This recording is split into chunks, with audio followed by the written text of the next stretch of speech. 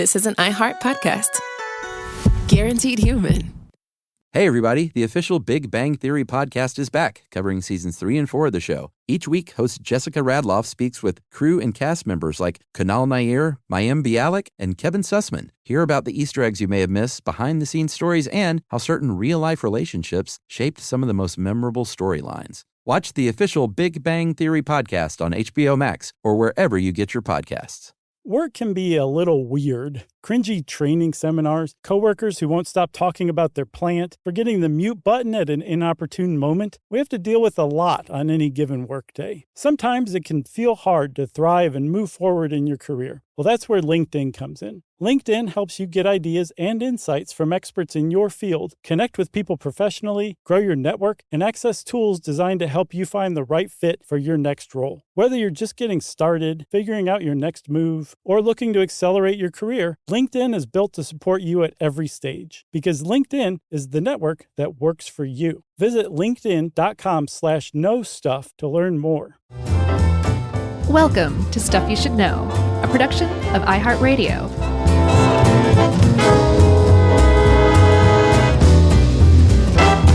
Hey, and welcome to the podcast. I'm Josh, and there's Chuck and Jerry's here too, and that makes this Stuff You Should Know.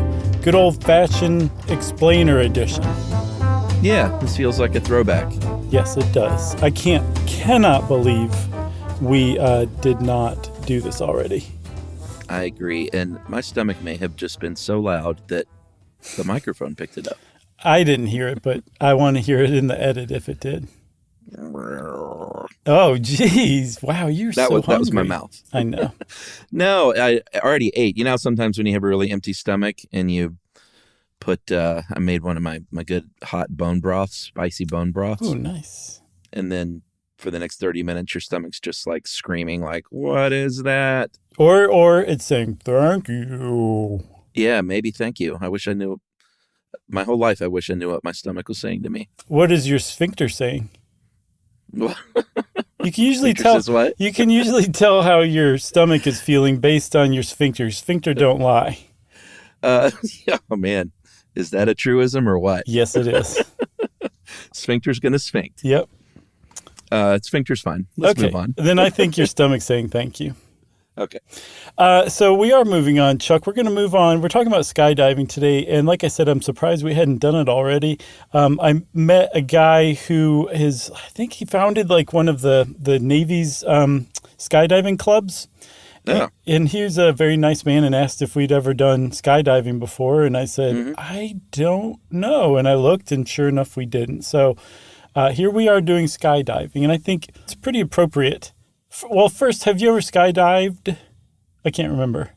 No, I have not. And it's the kind of thing that, like, I'm totally game to do, but I don't see myself making that initiative. But if someone got something together, I'd be like, yeah, sure, I'll jump out of a plane. I think that's how it typically happens. It's like a group, and there's one, like, initiator, and everybody's like, right. Sure, whatever. Yeah. Well, you have not, of course. No, I have. Oh, wait. I feel like we've talked about this. What have you done? I went up to 13,000 feet and jumped out of a plane tandem. It was it was so scary. The way up, everybody was laughing and joking, and I was just quiet. And somebody looked over and he was like, "Josh, your knuckles are pretty white." And I was like, "That's super funny, right?" And I was like, I don't think I even responded to that. I was too nervous. And we got up to 13,000 feet, and I had this giant dude strapped to my back. Yeah, that's what you want. And we're kneeling together at the opening of this plane, and I'm like, I'm not doing this, and he's like, yes, you are, and we were out of the plane. And I don't remember the first couple seconds. I think I've talked about this before. The first couple seconds are just my mind didn't form any memories, and then I kind of came to, and we're plummeting toward the earth, and I was like, this is pretty great, actually. That's amazing. How was this, like 20 years ago or 10 years ago? Gosh. More than 20 years ago, now that I think about it. Okay, so it's a long time ago. Yeah, I was in my early 20s, which is kind of the time you try it usually, because you have very little to live for at that point. You know, sometimes the, seniors. The aged? Yeah, they like to, tick a challenge box off, and say, I'm going to go skydiving at 70 or whatever. Yeah, I just saw, I think, a mom and her son's 70s and the mom's 90s, they went skydiving. Not what I expected you to say. Yeah, they went skydiving. Wow. Well, good for them. So we are talking skydiving, Chuck. I strongly recommend trying it at least once. One reason why is because it's gotten really, really safe. Like I wouldn't just say like go base jump. Like I would never tell somebody to go base jump. That is not at all safe. But people have been skydiving and investing in like figuring out how to make it safe for so many years that Should we talk about the stats? It has gotten pretty safe. Yeah, I think that's a great idea. I mean, Ed has it at the end. He helped us out with this, but we may as well not bury the lead and say that in 2021, I guess was the most recent year he could find something, was 10 fatalities per 100,000 jumps, which is 0.28 deaths. I'm sorry, 0.28 per 100,000, not 10 per 100,000. Right. And I already screwed it up. So less than a quarter of a person dies, or just over a quarter of a person dies for every 100,000 jumps, which is not bad. So yeah, and it's compared actually to the old days, it's really good. Yeah, the old days being 2011, it was at 0.81, which seems high compared to 0.28, but it's actually pretty low. Like if you go back to the 60s, you're at like 11. And we're like under 1 here now. We're at just over a quarter. So it's definitely gotten a lot safer. Yeah. And we'll talk about the multiple redundancies and backup chutes and all that stuff. And I'm sure we'll probably, for the avid jumper, we'll probably get some of this slightly wrong. As we usual. Always do. But should we go back to the old days?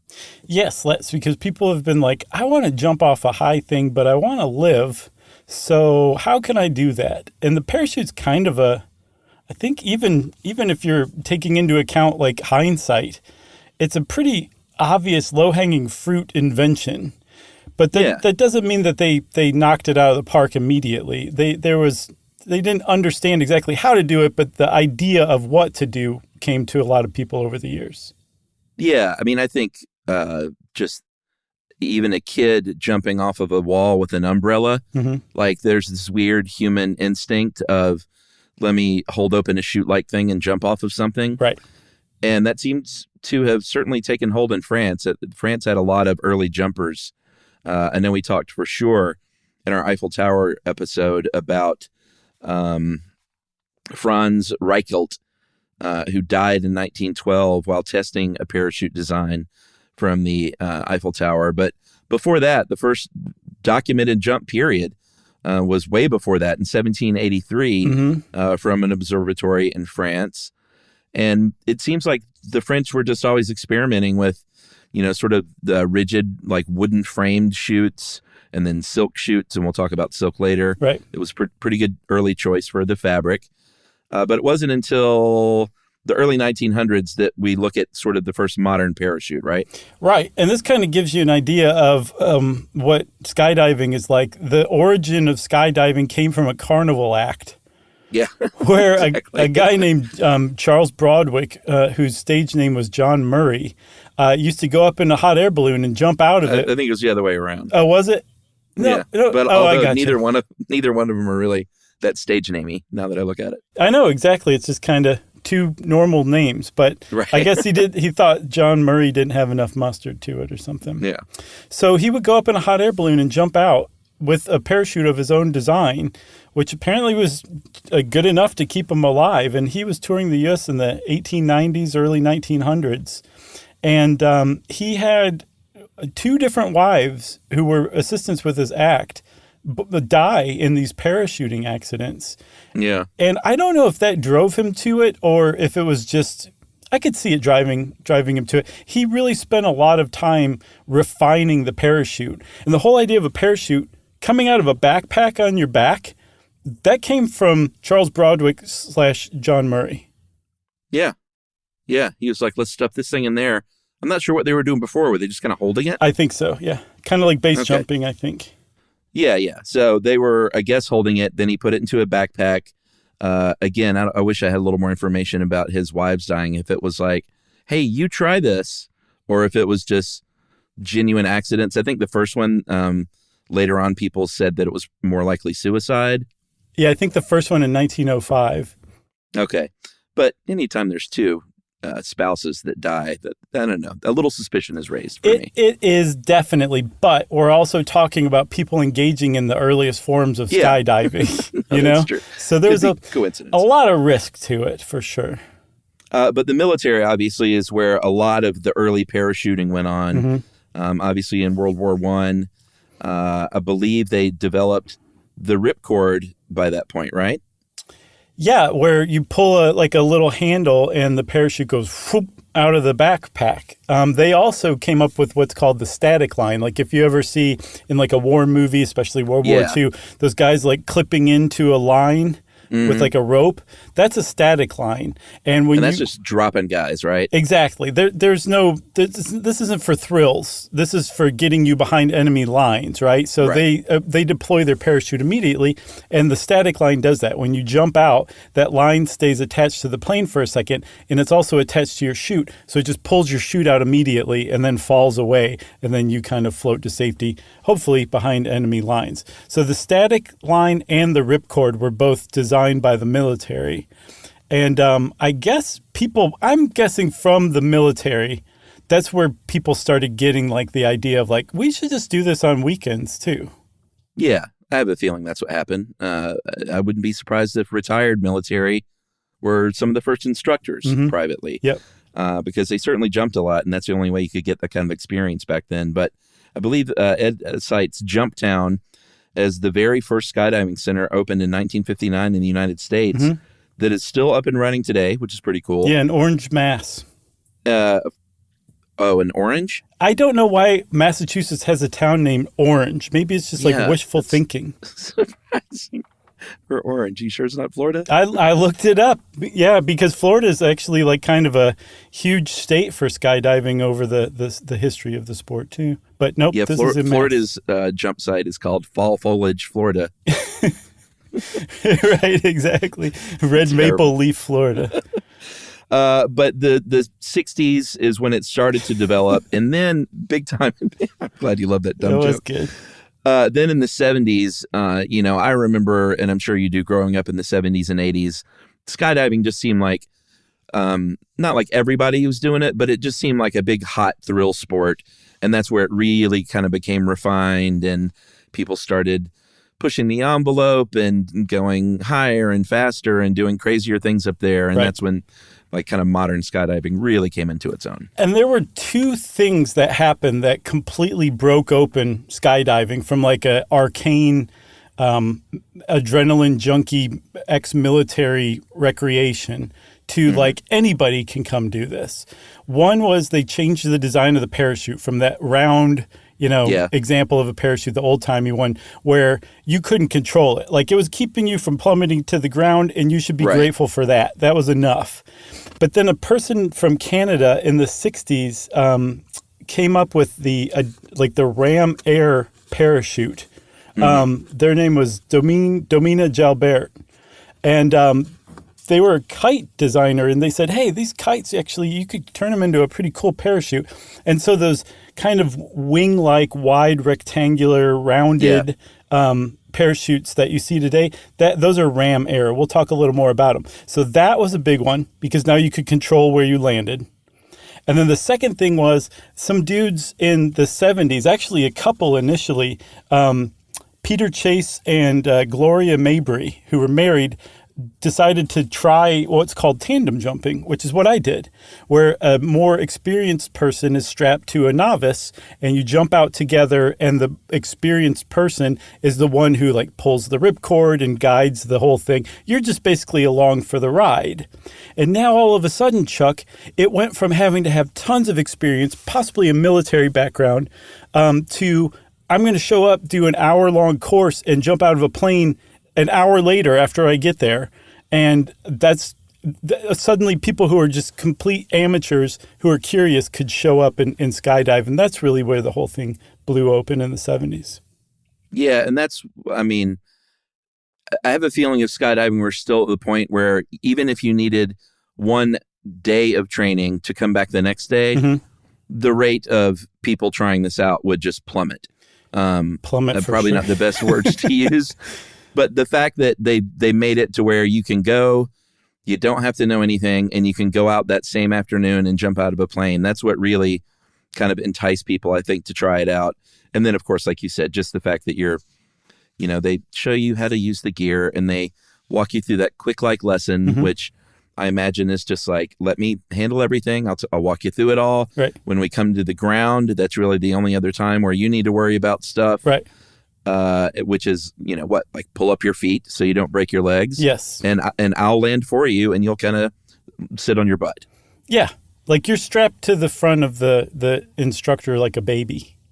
But not facing them. That'd just be weird. You're both facing the same direction. That's the romantic style. Yeah, I guess so. But, they'll also going to be explaining kind of, it's not like they just say, here's what you do and just shut up. Like they're going to say, listen, we're going to be flying at, 10 to 15,000 feet and we'll be going 100-ish miles an hour when you jump out. So all this stuff is just to sort of give you the lay of the land. And I don't think it necessarily helps you with your jump, but it just, you know what's going on. You know how high you are. You know how fast you're going. Right.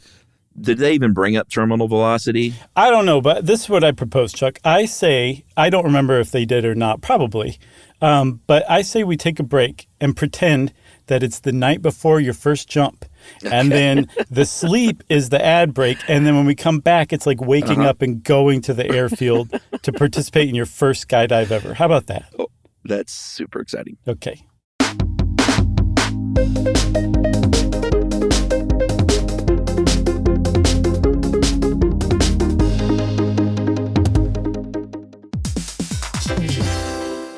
Hey, everybody. I want to talk to you a little bit about Tide Evo because it represents over 10 years of innovation and product development. Tide Evo is a first-of-its-kind technology where tens of thousands of minuscule fibers are spun together to form a 6 times powerful layer packed with scrubbers, brighteners, pre-treaters, and fresheners. And that's going to deliver a breakthrough clean that's so powerful, it feels like magic. Yeah, it is kind of like magic. Tide Evo is revolutionary. A 100% concentrated, waterless laundry tile that's made of compressed microfiber soap layers rather than liquid or powder. And it's not like pods or sheets because it uses 6 layers of detergent fibers to deliver superior cold water cleaning without plastic packaging of any kind. And it provides a mess-free, lightweight solution that dissolves lickety-split. So whenever you run into a laundry challenge, turn to Tide Evo. It's revolutionary. It's magic. Try new Tide Evo. Real laundry magic.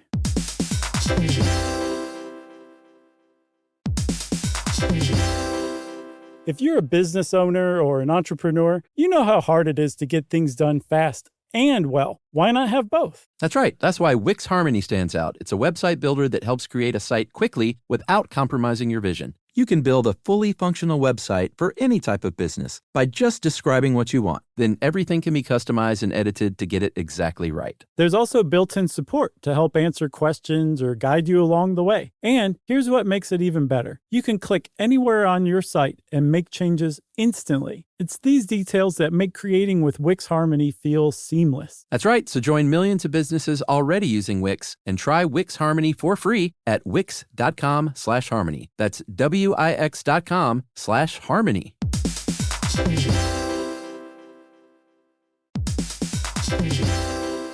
Hey, everybody. We want to talk to you about The Big Bang Theory. That's a show that became one of the most defining sitcom of its era and really built a fan base around its memorable characters and unique group dynamic. That's right, which is why we think you'll enjoy the official Big Bang Theory podcast. It's back, covering seasons 3 and 4 of the show. Host Jessica Radloff sits down with crew and cast members like Kunal Nair, who plays Raj, Mayim Bialik, who plays Amy, and Kevin Sussman, who plays Stuart. That's right. You're going to learn all about the Easter eggs you may have missed, behind-the-scenes stories, and how certain real-life relationships shaped some of the most memorable storylines. Yeah, there's cast reflections years after the series aired and expanded content around famous episodes and storylines. It is exactly what you're looking for if you're a fan of the Big Bang Theory. The season is on video, so watch the official Big Bang Theory podcast on HBO Max, or listen wherever you get your podcasts, and stream episodes of the Big Bang Theory on HBO Max.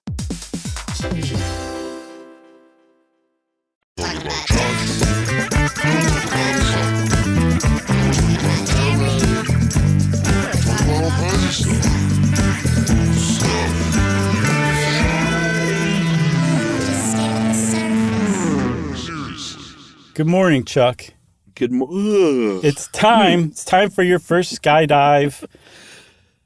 So what are we going to do? Well, we're going to do all the things we talked about in the first segment. And then I'm going to jump out of a plane, but you're my instructor, so you're going to be strapped to my back. Right. And this plane, by the way, is going to be typically a prop plane. Yeah, we're not jumping out of a jet, are we? No, That would be... it'd be such a bad idea. So you're jumping out of a prop plane for a couple of reasons. One, they're easy on the gas. And if you're flying people up to skydive, you want to be economical with your gas. And Sure. then they have a low stall speed, meaning they can go to really slow speeds without their engine stalling out, which is a problem. Although if you're ever going to be on a plane that goes down, that's the plane that you want to be on that's going down because you're strapped to somebody with a giant parachute on their back. But for the most part, when you're jumping out, you're jumping at about 100 miles an hour out of probably a Beechcraft King Air with maybe 14 other people. And you're going to be up there between 10,000 to 14,000 feet. Like I said, I jumped out at 13,000 and it seemed perfecto. And when you jump out, Chuck, get ready to rumble. Terminal velocity is what I mentioned before the break, and that doesn't have anything to do with death. They picked a very terrible word there to name it, but 120 miles an hour, and we'll talk more about terminal velocity kind of throughout. But that is, regular human jumping out of a plane with their arms and legs out, belly down, just sort of standard skydiving. Right. We've all seen James Bond movies and stuff where they, Terminal Velocity, I think was the name of the movie with Charlie Sheen, right? I remember that. I think I saw that in the theater. Yeah, and it's the coolest thing when you're a young kid and you see someone tuck their arms in and put their head down and all of a sudden they're flying through the air faster than 120 miles an hour. You can learn how to do that stuff with training, but typically 120 is what you get up to, although when you jump out of a plane, you're going 100 miles an hour horizontally. So there's a period of time where you're, I guess, falling diagonally until you reach the point where you're just falling vertically. Right. They should have a name for that. They do. It's called going over the hill. No, I mean like a name like terminal velocity, like the something zone. The death hill. Zone. I'm going to call it the diagonal zone. Okay, the diagonal zone. But it more follows an arc because when you jump out of the plane, remember the plane's going 100 miles an hour. You were in the plane. Even though you just left the plane, you're still going roughly 100 miles an hour in the same direction of the plane. But you slow down so quickly that it's not like you're keeping up with the plane even for a second. So you fall away, but you're still you've got like that horizontal motion before you hit that arc and you start to fall downward. And the whole reason there's such a thing as terminal velocity is because of friction from the air. And if you and a bowling ball jumped out of the plane at the same time in a vacuum, you would fall to the earth at the same rate. But because of air friction, you fall at different rates. And like you said, it's about 120 miles an hour. And when you reach terminal velocity, you're still going really, really fast, about 120 miles an hour, but you're not speeding up any longer. That's the difference. You're not accelerating any longer. And that would be pretty cool. It would be pretty cool. And you can actually do that. When you become a skilled skydiver, you can hit terminal velocity and then go from, say, belly to, like you said, a 45-degree angle and start free falling again. Like you can stop and start your free fall just by moving your body and changing the amount of friction that you're providing the air that you're plummeting through. Yeah. When you get down there, and this is something I kind of never knew the exact numbers on, but when that chute opens, it looks like a pretty violent reaction when it jerks you up. It's going to slow you down very, very quickly. Yes. To the point where you're going to be feeling about 2.75 Gs of your body. I think Ed said you're decelerating by about 30 meters per second. Per second. And eventually, yeah, that's what I said. No, I think it's per second per second. Oh, per second per second. Yeah, prosecco. What does per second even mean? That's what I'm saying. I don't know what it means either, but when you say it like that, it's like, wow, that must be really fast. They had to say per second twice. They're like, we couldn't even come up with a better term for that, so we're just doubling up on it. Slap another per second on it. So that is a really quick slowdown, and eventually you'll get down to about I mean, when you're landing, you're in the 15 to 18 mile an hour zone, Yeah, I think, right? not bad at all. I mean, especially going from 120 miles an hour, about 200 miles an hour if you're tandem, to 17, that's pretty gentle comparatively speaking. And like you said, when that chute opens, you stop accelerating downward or even hitting terminal velocity, and now you're accelerating upward even though your body's still falling downward. So that's negative acceleration, and that's what you're doing as you kind of start to slow down and hit that 17 mile an hour thing and then land. And Chuck, I know that we've completely abandoned the whole story, but congratulations on your first skydive. You did really well. Oh boy, that was a lot easier than I thought it was going to be. And technically, now that I think about it, you've done skydiving. It's just been indoor skydiving, and you did great. Yeah, I mean, we have to mention that. I think we have. There's no way around it. We did a parachute emergency short stuff, and I know for a fact we mentioned it in that. Yeah, but if anyone's curious, Josh and I did a Toyota commercial years ago, back when people cared about us representing their brand. And we used to get those calls occasionally. Yeah. And we were they flew us out to LA, and we shot in my own neighborhood. It was super cool. Yeah. And one of the things we did was go to a wind tunnel, one of those indoor jump facilities, and, sort of explain something while we were doing that. And it's online, and it was super fun. And you get to see Josh take a little indoor spill, which still makes me laugh every time I see it. I was thinking about how much they had to cut out of that commercial to preserve that spill of mine. Right. And just how badly the director and producer wanted to make sure that stayed in. That was a lot of work, I'm sure, to keep that in. So it was. Thanks. It was hard to do. It was harder than I thought it was going to do, just to stay stable. Definitely. And as evidenced by what happened to you, you got a little cattywampus, and all of a sudden you just got flunked into a wall. Yeah. I don't remember anything after that. Yeah. Because I guess the commercial ends. You're a good sport. And of course they use that in the commercial. So let's say, Chuck, that you're like, I want to do that every day of my life for the rest of my life. You can do that. You can take on skydiving as a hobby, not making Toyota commercials, skydiving as a hobby. Right. No, that'd be great. And there's a couple of ways you can go. One's actually really hard to find. The other one is you can find it at any place you go skydiving. There are two different types of training that are going to get you to the same place, which is a Class A license from the United States Parachuting Association. Yeah, and IAD is one, instructor assisted deployment. And then AFF seems like the way more common one, which is accelerated freefall. Accelerated freefall is when an instructor jumps out with you, but not tandem style. They're not attached to you, right? But they're with you, kind of making sure everything goes great. But you're in control of everything. I still don't quite get what IAD is. Is that a static line thing? Yes. So the instructor acts as the static line. They have your parachute, and they are staying on the plane. And when you jump out, they pull your chute. So immediately. So your first several, no fun. It isn't fun. It's very deliberate. Like they want to teach you like landing essentially first. Sure. So your first jump is at like 3,500 feet, which is really low. And then you just move yourself up and up and up. And then I think with both courses, after about 6 jumps, you finally make your first solo free fall jump. Okay. And that's the goal for most people if they want to really get into it. Yeah. Is to just be able to go to a place. I imagine you have to pay them a little something, right? You have to sign over your firstborn. Well, you have to pay for the plane and stuff, but even if you have all your own gear, there's still fees involved.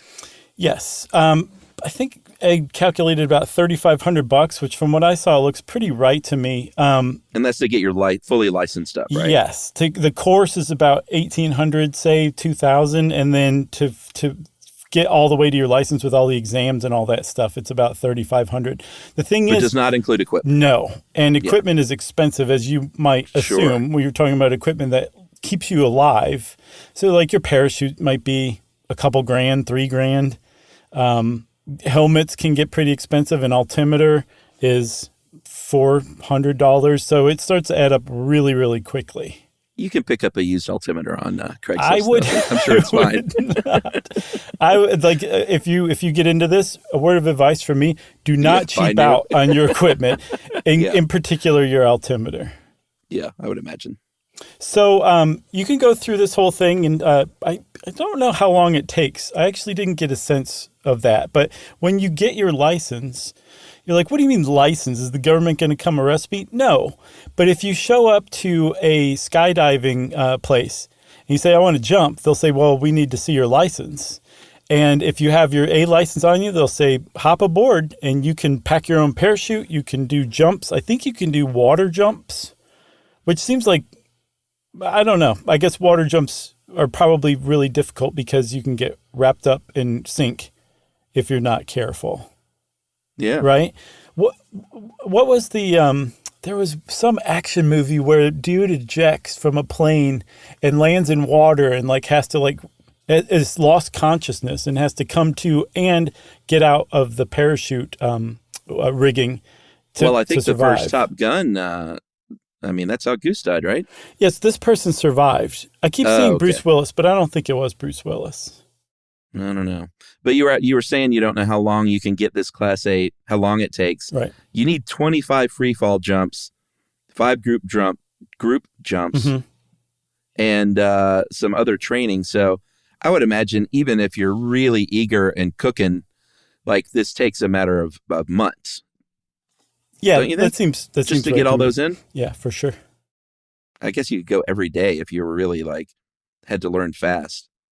Yeah, which I mean, that's what I'm saying. I wonder what But what's the rush? The absolute right, exactly. Well, you want that rush. That's the rush. Oh, that's true. The B license sounds interesting because you can do night jumps, which it's funny. Ed put this together for us, and I think he said the night jumps was the only thing he said that interested him, right? He said it's the only thing that makes him kind of want to do this. Right, is a night jump. But you have to invest a lot before you get into night jumps because that's your Class sounds B really license. scary to me. It is super, super scary. One thing I thought was pretty cool is the USPA has training and like kind of differently structured courses to help people with disabilities get their licenses too, which I thought was pretty great. Totally. So you mentioned night diving, which sounds really cool. Like you're jumping out at night and like, what cities look like from an airplane. Imagine if there's nothing between you and the city but air. That must be pretty awesome, right?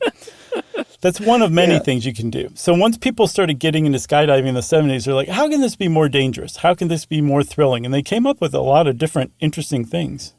Yeah. They're like, hey, you want to be on the evening news? Why don't 30 of us get together on the first day of spring and make big flowers in the air by doing something called formation flying. Yeah, or just let's sit around until we hit our 90s and take our 70-year-old sons with us. Yeah, exactly. Formation flying or relative work or belly flying, a couple of other names. That is when, again, usually you see it on the evening news when people go up and they all get together to set a record or just join hands and legs into fun shapes up in the air on their way down. Imagine it's a great group activity for the enthusiast of skydiving. Yeah, you're looking up and say, oh, it's a flower. Yeah, we did flowers last time. Gary always wants to do flowers. When can we make the ampersand? Right. Ooh, I'd like to see that. So the thing about formation flying, that's belly down, right? You said? Belly down. There's another one called free flying where it's vertically oriented, not belly oriented, which is horizontal. And they do That's also crazy looking. Yes, they'll also sometimes one of the reasons they call it free flying is because there won't be like a plan. A group of them will kind of hang out and just figure out together, kind of like breakdancing but midair. Except you're doing a tea party. Exactly, yeah. Or they do surfing, like you'll surf on somebody's back. All sorts of really cool stuff.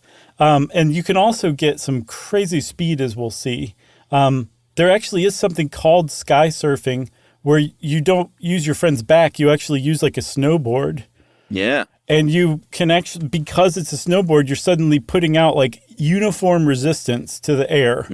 And that friction can allow you to do some pretty sweet tricks once you get good at sky surfing. Yeah, like standing on that thing and spinning around. Yeah, or doing loop-de-loops.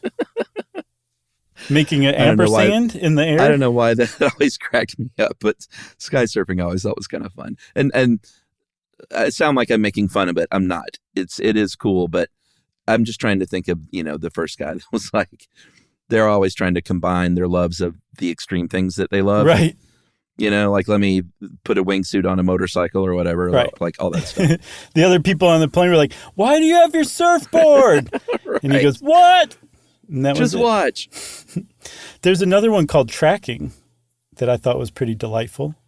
Now, is this just the James Bond thing? Yes, it's Okay. just moving away from where you jumped out. Moving away from the plane. But that happens innately, right?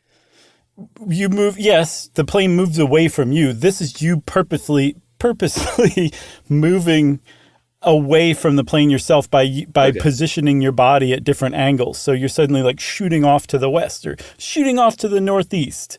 And this is a practical skill that you need to have just as a basic skydiver, but people have turned it into new feats of amazingness, like how far can you go, how fast can you get there, kind of thing. Where I you're get just that. shooting through the air. Sure, like their landing spot is a really far away, and so they try and go as horizontally as far as they can go Yes, to hit a certain spot. and also if you're doing formation flying or free flying, you need to be good at tracking because you have to get away from one another before you deploy your chutes, or Right. else you're going to end up on an earth sandwich together. Yeah, and speaking of speeds, I believe the current speed record, now we said terminal was 120, 329 miles per hour Yeah. is the current record for someone shooting through the air with a straight James Bond-like body. Yeah. In kilometers per hour, that's a mind-boggling number too, I'm sure.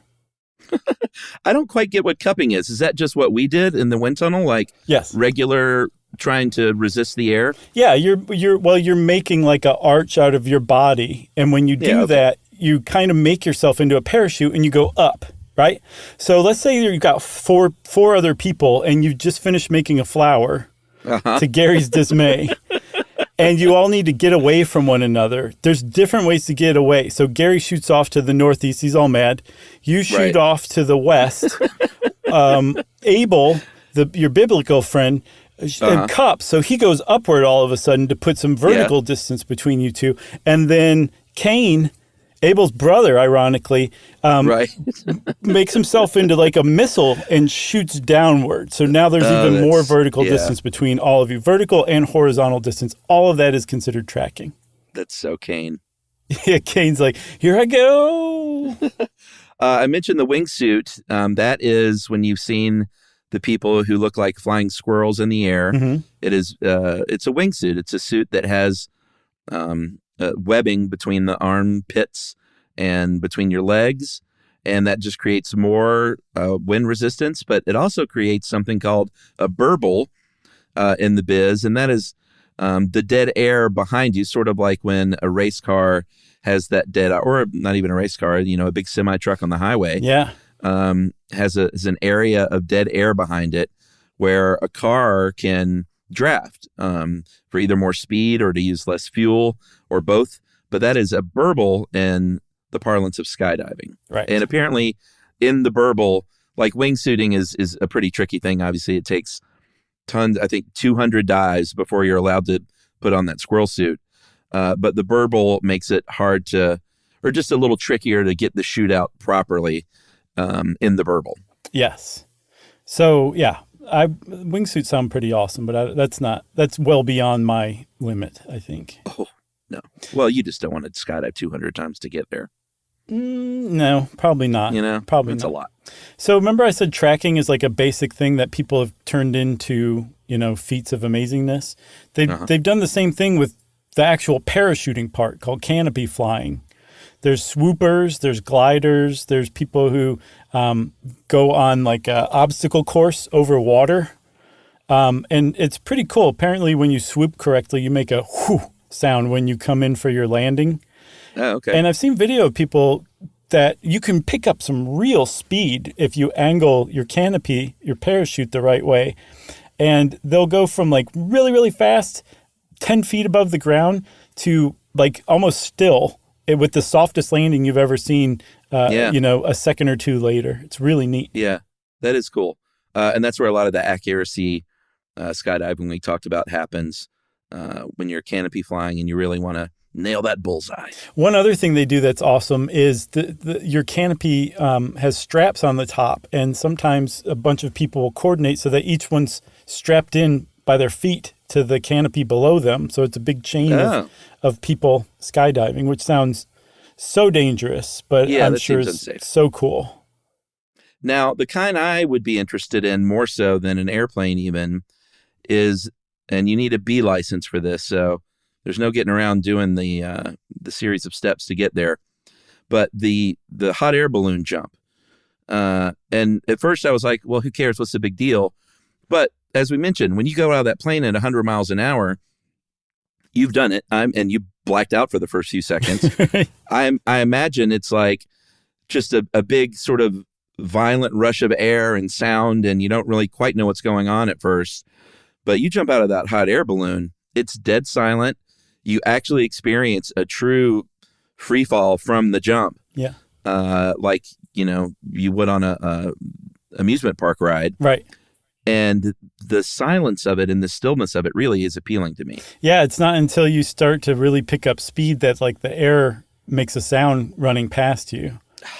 That's pretty cool. It does sound pretty cool for sure. So that's called no airplane skydiving or hot air balloon skydiving, which is pretty cool. Kind of on the nose. There's another one that's like that, but it's up way higher. It's called space diving. And if you watch the Felix Baumgartner 2012 jump, I remember that guy. I was looking back at that. So we're talking, if you go up and you're skydiving and it's like what I did 13,000 feet. Which is really high. You're up there so long. Your free fall, so you're falling about 176 feet per second, which means that you're in free fall from the time you jump out of the plane till the time that you pull your ripcord, or the guy strapped to your back does, 45 to 60 seconds of that. That sounds about right. That's at 13,000 feet and then pulling at about 5,000. So Felix Baumgartner jumped out at 127,000 feet. What was his free fall? How long was that? I think it was several minutes, actually. And remember, he famously got into like this horrible tailspin that they're like, well, this guy might be a goner. But even more impressive than that, he hit Mach 1.25, which means he broke the sound barrier. He was the first person to do it without a plane, and which is about 843 miles per hour. All right, I just looked it up real quick, which we don't usually do. He was in free fall for 4 minutes and 19 seconds. Man, that was crazy. And then his record was broken by a guy named Alan Eustace two years later. I don't think I even knew that. I don't know. Yeah, I don't either. Felix Baumgartner definitely got the press for that. Pretty cool. Yeah, he did it first. I'm sure the other guy was like, oh, man, no one even paid attention to my jump. Well, actually, another guy, Colonel Joe Kittinger, did it first in the 60s. It was just like a gas balloon. Yeah, he did a space jump, which is, I mean, again, remember, there was like 11 deaths per 100,000 jumps for regular skydiving. And this guy's up in a gas balloon 100,000 feet above the earth doing it. So hats off to all those people who've ever jumped out of a balloon in space. All right, I guess we can take a late second break here. So late. And talk about this equipment we've been harping on. Yeah.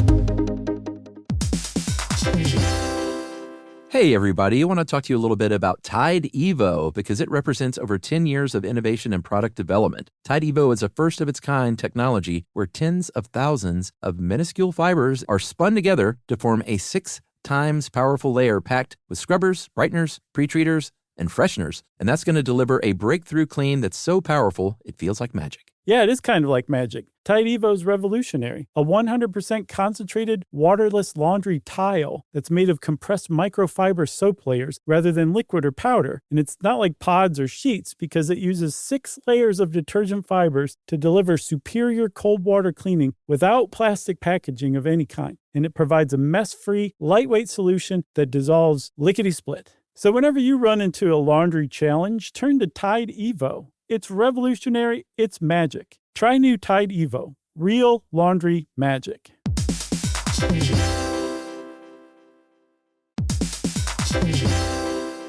If you're a business owner or an entrepreneur, you know how hard it is to get things done fast and well. Why not have both? That's right. That's why Wix Harmony stands out. It's a website builder that helps create a site quickly without compromising your vision. You can build a fully functional website for any type of business by just describing what you want. Then everything can be customized and edited to get it exactly right. There's also built-in support to help answer questions or guide you along the way. And here's what makes it even better. You can click anywhere on your site and make changes instantly. It's these details that make creating with Wix Harmony feel seamless. That's right. So join millions of businesses already using Wix and try Wix Harmony for free at wix.com/harmony. That's wix.com/harmony.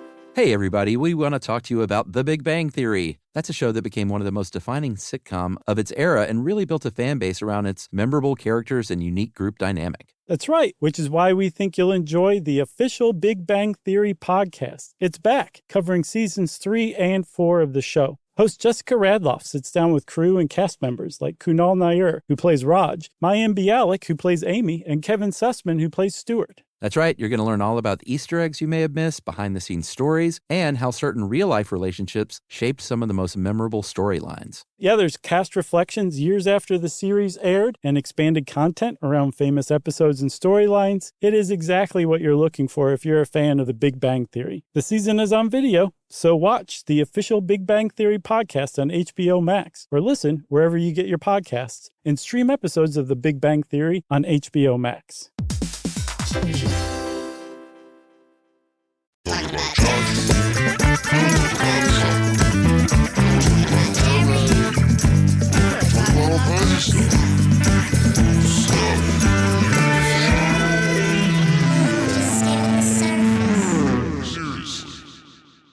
All right.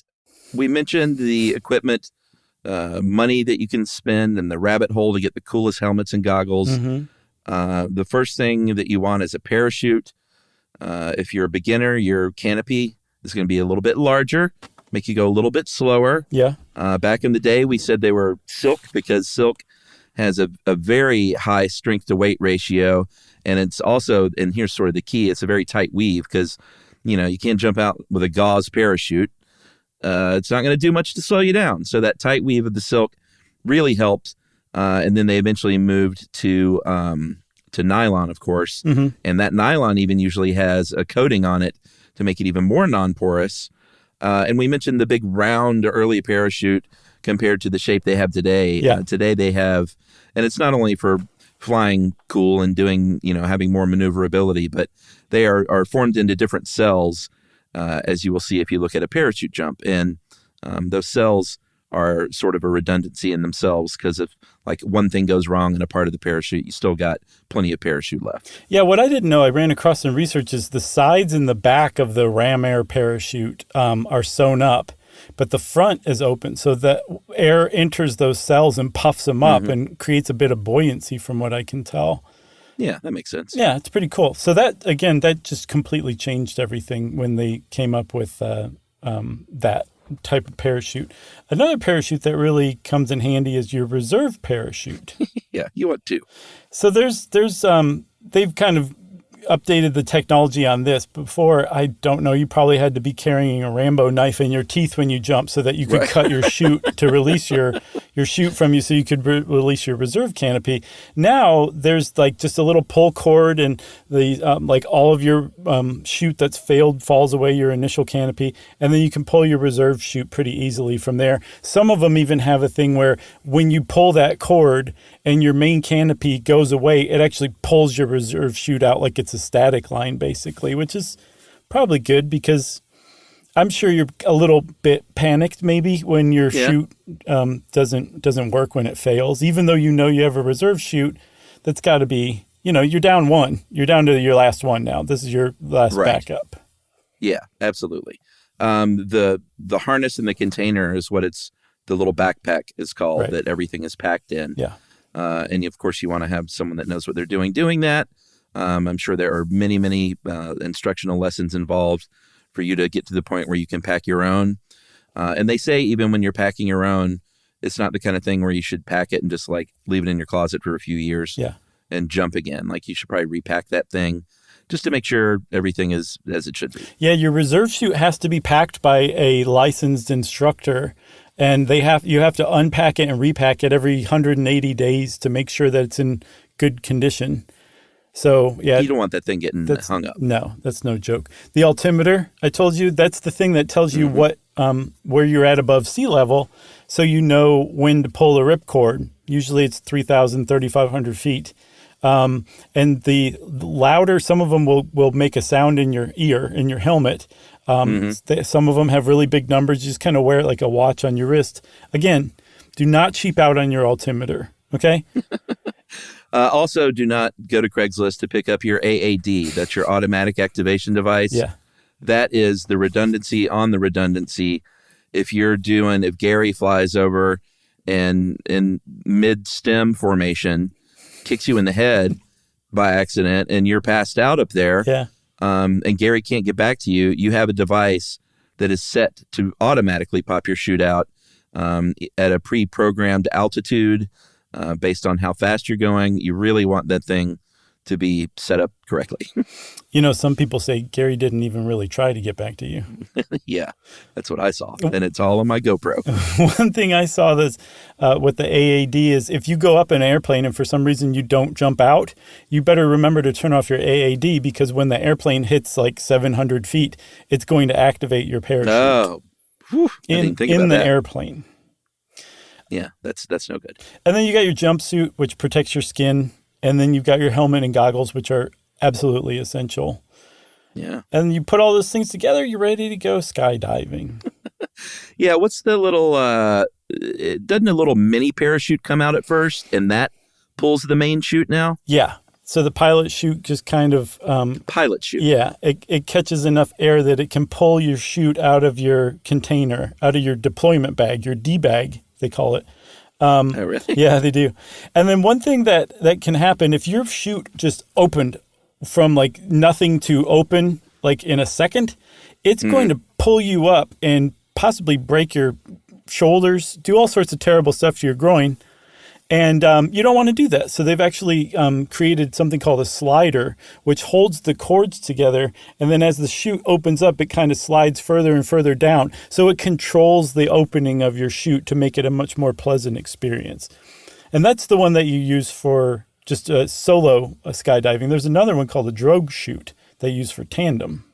Right. And that is, it's sort of like a pilot chute, but it's bigger than a pilot chute, right? Yes. It's in between pilot chute and canopy. Yeah. And that is deployed, kind of right afterward, right? Right after you jump. I don't know when the drogue is deployed or not, because the ripcord is pulled by the instructor. It's not like the drogue pulls the main canopy out. Right. But the reason the drogue is bigger is because even though a bowling ball and a person would fall together at the same speed to Earth in a vacuum, mass does count when you add air friction. And when you're tandem, you're presenting the same amount of surface area to the resistance to the air as you are if you're solo, because the person's on your back. But you've got about double or more the weight. So you do hit that terminal velocity at a higher speed of about 200 miles an hour, and you need a bigger canopy and a larger drogue chute to make it, again, a pleasant experience when the canopy opens. Yeah. And you also, I think people, what they want is that free fall time. Yes. And I'm sure they're maybe not guaranteed, but I'm sure they're sort of promised 45 to a minute. Yeah. Yeah. And I mean, like, that's not to say that the floating from a parachute it's just a totally different experience. And you go from one to another in like almost the blink of an eye. It really does happen really fast. And you're plummeting toward Earth. It's really, really surprisingly cold up there. And then all of a sudden, your chute opens and you stop falling and you're no longer belly down. Your feet are dangling and you're just kind of gliding along, floating on air. It's gotten quiet all of a sudden. You actually feel the temperature start to get warmer as you get closer and closer to the Earth, and you just get set down. It's just an amazing experience. There's nothing else like it. That sounds great. I got to try it out. I hope you do, man. Let me know if you do. I'll watch you. You would do it again, though, if I did it, right? I'm not sure Yumi would let me at this point. No, really? She's just like, why bother? You've done it. She did it once too. We actually kind of were like, we did it once. We don't need to do it again. This has made me want to do it again, but again, I probably will just stay on the ground and watch you, okay? Well, I certainly love knowing what a life experience feels like, so maybe I'll do it. Okay. Well, while we wait for Chuck to do it, how about we do a listener mail? Let's do it. Quick correction, by the way, and this is something that I'm embarrassed that we forgot, but in the cave episode where, what was his name that was trapped in the cave? Floyd Collins. Yeah, all I could think of was Felix Baumgartner. And we kept talking about how cold it was, like 14 degrees or whatever. Yeah. Obviously, the temperature in the cave is, because it's underground, is a pretty static, steady number. That is not what it's like on top of the ground. So I don't understand that because there was ice mixed in with the mud and the rock in Sand Cave. I don't know what to tell you, my friend. It's possible Sand Cave was a little more open to the surface. I don't know. Maybe. I saw it in multiple places that there was plenty of ice to contend with. All right. But I get argue it. With you. I saw people groaned or shouted at their phone or whatever. It's like that was the one thing. That was it. That the cave supposedly has a steady temperature, and we don't even know that that's true, everybody. That's true. All right, so this is the email, and it's about another correction that, boy, you certainly heard from the bitters lovers of the world. Yeah. When you said nobody would ever just drink bitters. Oh, I was wrong about that. Apparently, a lot of people drink bitters, and a lot of people in Wisconsin drink bitters. Hey, guys, was listening to the most recent episode on tomorrow, amused by your exchange about bitters being alcoholic. And Chuck was amazed that bitters contained alcohol at all. Mm-hmm. And was confused while I was in grocery stores, and Josh explained that nobody would drink a bottle of bitters. He said you'd put money on it. Yeah. Well, Josh, sounds like you need to do a tour of the wonderful state of Wisconsin. I could summarize this article about the longest operating tavern in Wisconsin and number one consumer of bitters in the world, but it's incredibly well written. Read this while I take an ad break. And this was from Kevin Peprocki. Nice. And it was from Atlas Obscura. Washington Island, Wisconsin bitter shots. What's the name of this thing? How a tiny Wisconsin island became the world's biggest consumer of bitters. That's amazing. Atlas Obscura rocks. They're great. And we heard from plenty of people who said that not only in Wisconsin, but other places, like a shot of bitters was a thing. Yeah, not only that, there's cocktails based on Angostura as the main ingredient. I had like no an ounce idea. and a half of bitters, which is crazy. Yeah, it's not like I'm new to this whole thing either. I just had not heard that at all. I'm not going to try it or anything like that, but I'm impressed. I hadn't heard this stuff either, so, we're learning too. I love that, Chuck. I love it. Me too. Well, if you want to get in touch with us, like Kevin Peprocki and all the people who wrote in erroneously about the cave temperature for Floyd Collins, you can send us an email. Send it off to stuffpodcast@iheartradio.com. Stuff You Should Know is a production of iHeartRadio. For more podcasts from iHeartRadio, visit the iHeartRadio app, Apple Podcasts, or wherever you listen to your favorite shows.